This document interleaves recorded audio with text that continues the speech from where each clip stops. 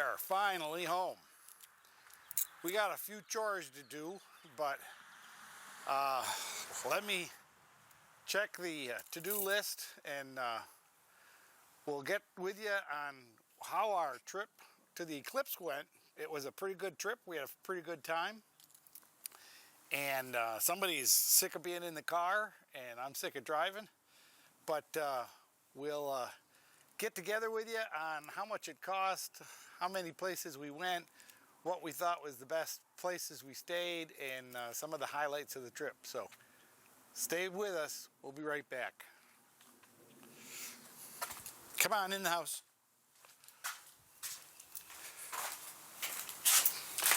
Akila, come.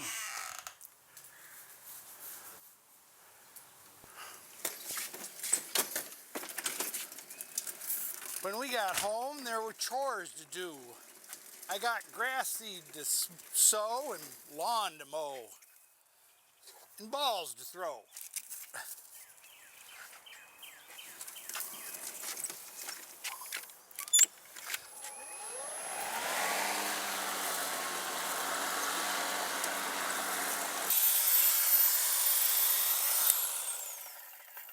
I got videos to edit, bushes to trim, grass seed to spread, and pre-emerge in, and balls to throw.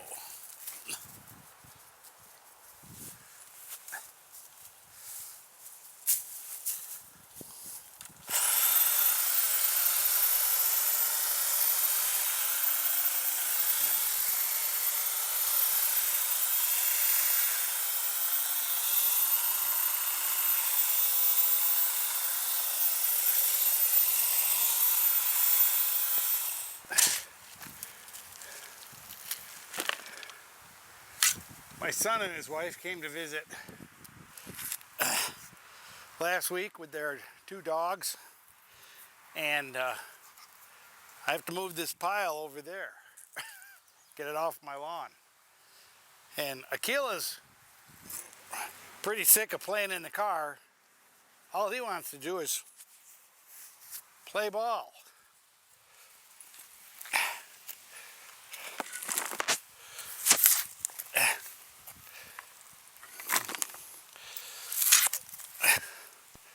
So I'm sorry this is so late.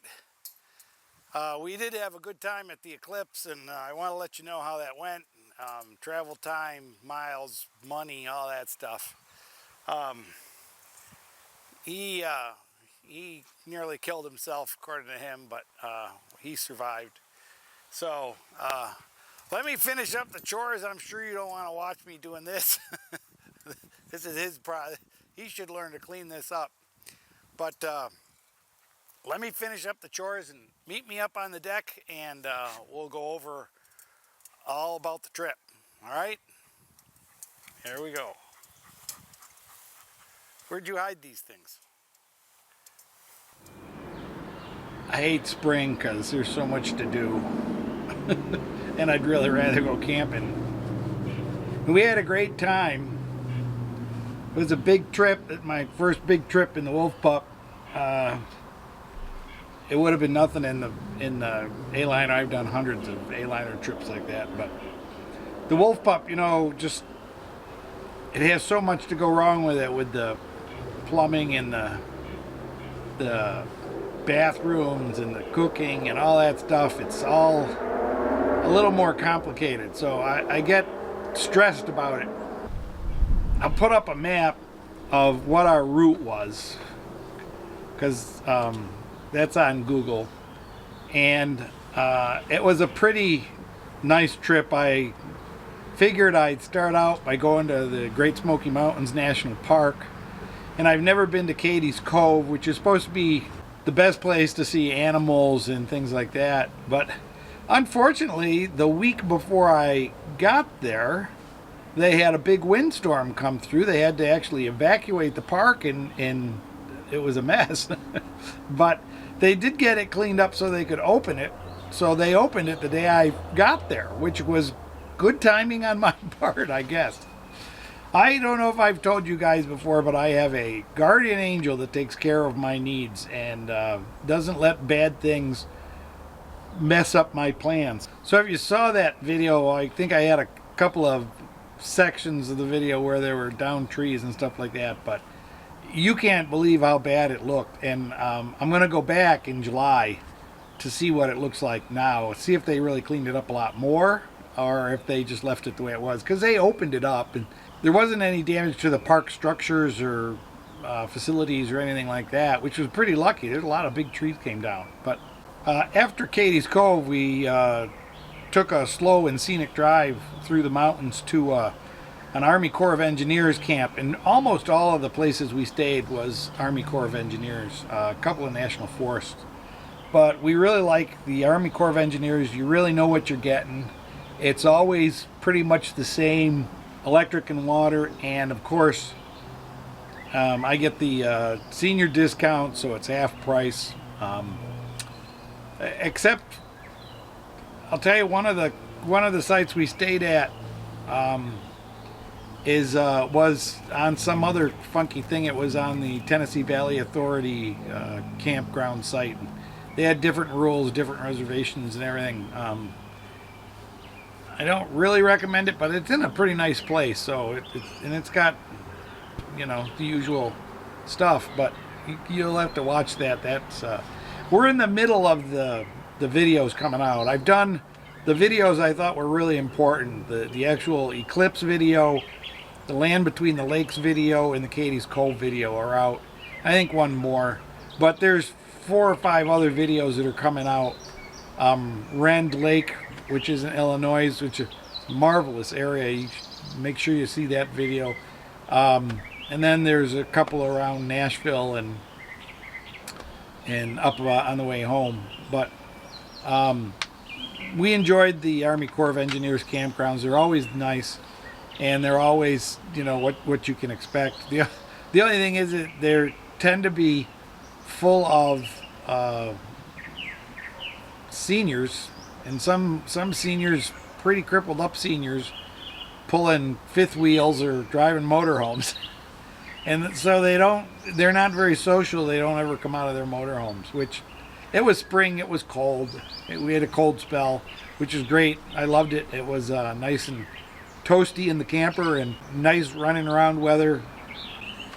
After the Army Corps of Engineers, we went over to the Land Between the Lakes, which is it's a strip of property. Again, I'll pop up a map. It's a strip of land between 2 lakes that go between Kentucky and Tennessee. More, I think it's middle Tennessee, probably western Kentucky. But it's an amazing area. It's got all sorts of campgrounds and all sorts of neat stuff, neat attractions. They've got bison and elk in a great big open pen, so they can't just wander the woods. But they're pretty neat, and they have a nature center that really is a outdoor zoo with all the native animals and stuff like that. Nothing spectacularly exotic, but it's pretty nice, and it's on a piece of property we hiked around and had a good time. And their campgrounds are humongous. They're just huge. I thought they were maybe a couple hundred. They're 380 campsites, and you don't feel crowded unless you're in the full hookup campsites, which are kind of set for the RVs and things that are really, they're friendly people. But Land Between the Lakes was we're going back there. We're going to go back, I think, on the way back from Michigan, and check out some other spots around there.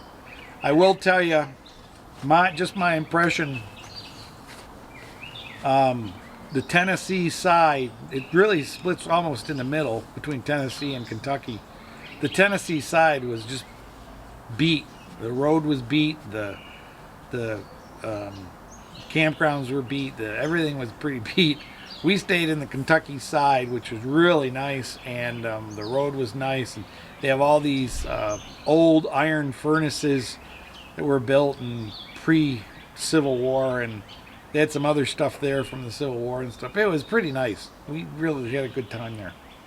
After that, we went to the Silver Mine campground area. It's really Silver Mine recreation area. It's in the Mark Twain National Forest, but it's one section, and Mark Twain National Forest has a lot of little sections. And the Silver Mine campground is really a little tiny campground. I think there's 12 or 14 sites, and they're all RV and electric and water.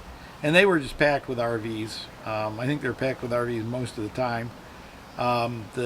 We couldn't find a camp host. There's a camp host and a manager in this tiny little circle. It wasn't any bigger than a traffic circle.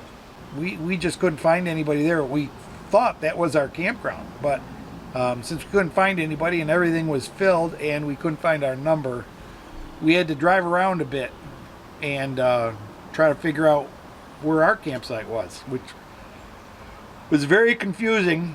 And finally we saw a sign that says campgrounds up the hill. So we thought, well, there's other campgrounds, we'll see if that's ours, or we'll just stay in whatever's there. And we found our campsite. So it was actually, our campsite was in the Prospect Campground, and the other campground up there was called the Summit Campground, which because it was at the top of the hill. But past that, there was another campground that was called the Spring Branch Campground, and these were all primitive campgrounds, no hookups, no anything, and they were really all tent campgrounds. But we got our trailer in there pretty comfortable, and it was pretty cheap, so it was real nice. We did go and see the Eclipse. We spent the afternoon in a Walmart parking lot with about 200 other people, all friendly people, all having good times. We had snacks and everything handing around, and drinks from Walmart. Walmart was open. And of course you had the bathroom, which was real nice. People would run into the bathroom just before the sun was totally occluded, and when the sun covered the moon covered the sun 100%, everybody went ooh. That was pretty cool. It was pretty fun, pretty interesting. Not so much, in my opinion, because of the celestial activity, but is the way people react to the whole thing. My original plan for the Eclipse was to stay at Ren Lake. That was really a really well-known campground setup where I knew there would be an open field where people would be watching the eclipse and stuff like that. So I figured socially that would be a more enjoyable place to stay. But all the campsites were taken. So I put my name in to notify me if there was a cancellation or anything like that, and there never was. So we had to go to Silver Mines, which was pretty neat anyways. And Ren Lake, we went there the next day after the eclipse, and it was empty. It was completely empty, of course, almost. And we stayed at South Markham. There's a North Markham. There's 4 campsites there, plus a state park, and plus private campgrounds around this little lake. And it's not a little lake. It's a pretty good sized dammed flood control pond. It's only about 20 foot deep at the deepest, but it has a lot of stuff around it.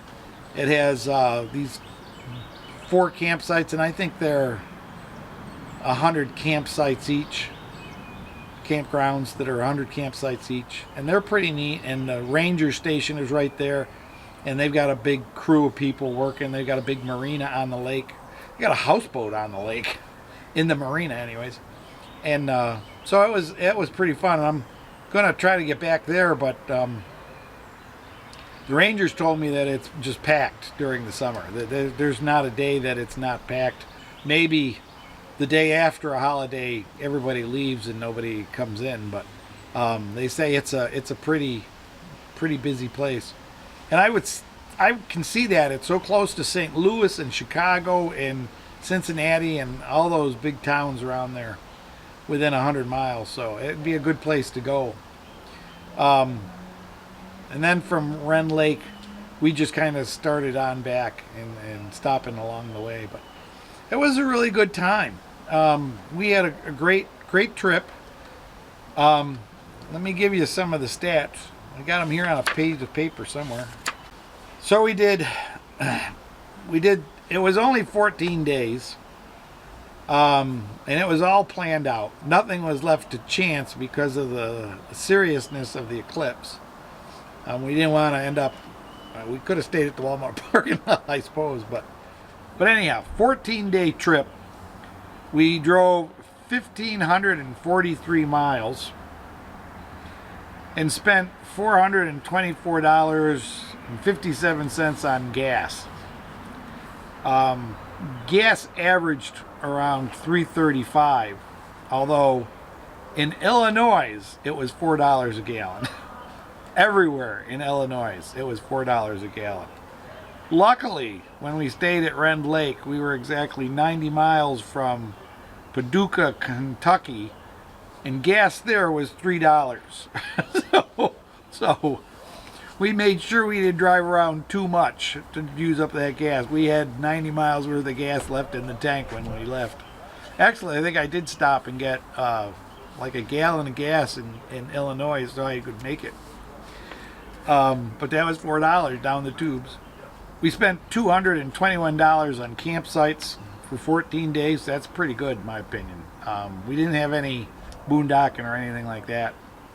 So the total trip, the total cost of the trip was $650. We did use up quite a bit of propane on the heater. We did warm up the trailer in the mornings, and we ate out once, I think. We're getting pretty good at not eating out. The cost of eating out really drives me nuts. I mean, it's like, you know, this is just grumpy old man talking here. It's like, I remember when you buy something at McDonald's for $5 and you get change back, and it's like, you can't possibly do that now. In fact, when I went to college, you could get 4 McDonald's hamburgers for $1. And when I was in high school, you could get 5, but that's a long time ago. We are producing 9 videos out of the trip, and they're still coming out. They'll be coming out. I'm going on a trip. Well, the A-Liner Rally is tomorrow. I'll try to finish up this video and get it out tonight so that I can enjoy the A-Liner Rally without worrying about videos. But we'll be at the A-Liner Rally tomorrow and for the week. And then as soon as the A-Liner Rally is over, I gotta pack up the trailer and head out to New York, because I gotta run up to my son's wedding. My other son, my younger son, is getting married. He's the one I went to Raleigh to help find houses for, but there was no luck there. They're a little crazy about what they want. Of course, they want the very best and the greatest house in the world, and they don't really even have a permanent job. It's a 6-month temporary, I believe. So the fact that they didn't get a house is probably a godsend. To let you know, since I told you the total cost of the trip was $650, and I got 9 videos coming out of it, I'll let you know what that's going to pay me from YouTube. Okay, YouTube pays me for the last year. Every week they tell me what my statistics are and how my channel is doing and everything.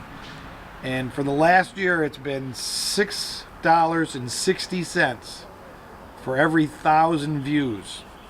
So at $6.60 per 1,000 views, those videos will probably bring around $59.40. That's if I get around 9,000 views total.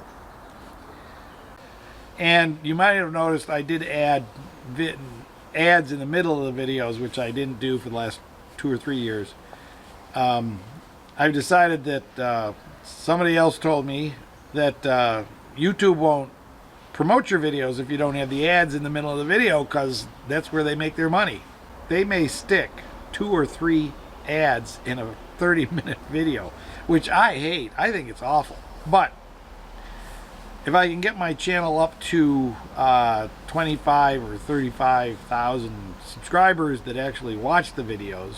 I mean, right now I've got 11,800 subscribers, and I'm only getting 800 video views on the video. So it's good to have those subscribers. That helps. But it would be even more helpful if they'd watch them. Slim mentioned on his latest video that he wasn't getting a lot of views on his Western U.S. trip that he took. Anyways, enough of my blabber. If you want to see more of what I'm talking about, I did post almost the same information on my webpage. If you haven't seen the webpage, it's goingnowherefastrv.com. And it's got a whole bunch of reference information on A-liners and packing and traveling and places I've been. And there's a map there that shows you all the places I've been and the videos that show you. Thanks for coming by. Thanks for watching this. I hope you're getting out and enjoying the summer, spring, whatever season it is where you are. Check out the playlist. Check out my other videos.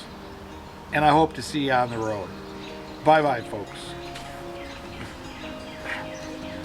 Keela's going to want to eat dinner. Ugh. How do you get out of this chair?